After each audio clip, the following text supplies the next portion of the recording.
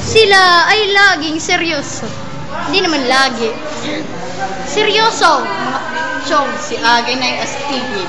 Si Aden Siya naman ay parang Charvalu. nawawala sa Isipan. pinungan. Si Eddie naman ay parang Laging wala sa sariling mundo.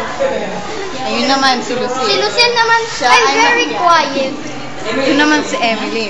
Ang tawa niya ay parang jagong-jong ng lightning. Nasaan na si Yvonne? Ayun siya, parang hindi niya susuklay.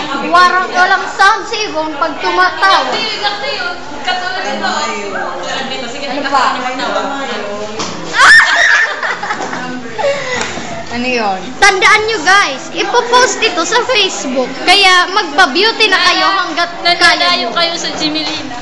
Nandito sila ngayon sa room ng Jimmy Lee. We are here to represent Jimelina. English is spoken English.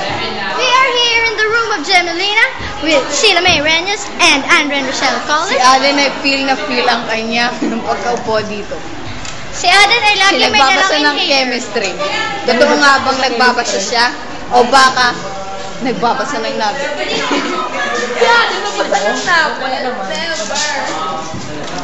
Nagtatago lang si Aden dahil may dala-dala siyang inhaler.